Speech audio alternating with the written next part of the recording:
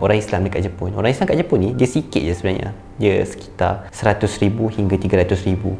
Dan orang tempatan beragama Islam yang maksudnya dia orang Jepun, dia revert kepada agama Islam sekitar 10% daripada angka yang saya sebutkan sebentar tadi lah. 90% daripada angka yang saya sebutkan sebentar tadi tu adalah orang-orang yang datang daripada negara luar. Pakistan, boleh jadi Malaysia, Indonesia, dan mereka datang ke Jepun untuk berniaga, belajar dan akhirnya berkahwin, menetap sehingga 20-30 tahun di Jepun.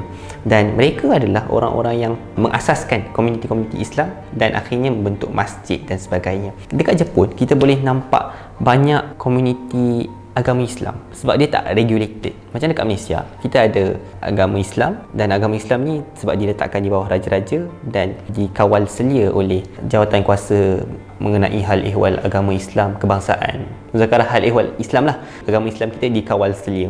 Tetapi dekat Jepun, kerana kebebasan agama yang ditetapkan oleh perlembagaan Jepun sendiri, ada banyak ajaran Islam. Ada Syiah, ada Ahmadi, ada yang mereka mengikuti Ahlus Sunnah, dan dalam kalangan Ahlus Sunnah sendiri pun ada banyak jemaah-jemaah yang berada dekat sana lah, Salafi, Sufi kan.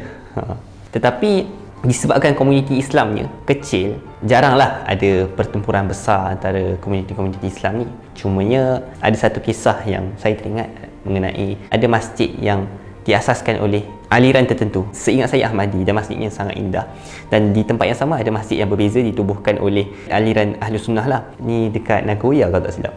Dan menariklah untuk melihat kepelbagaian aliran agama di satu-satu tempat tu. Sebab komuniti Islam kecil, hubungan antara orang-orang Islam ni agak rapat. Dan apabila kita pergi ke masjid untuk solat Jumaat contohnya, ataupun kita meminta untuk bermalam di masjid, apabila kita berziarah di satu tempat tu, mereka amat terbuka untuk mengizinkan lebih-lebih lagi orang dari Malaysia untuk berada di situ untuk menjadi tetamu mereka.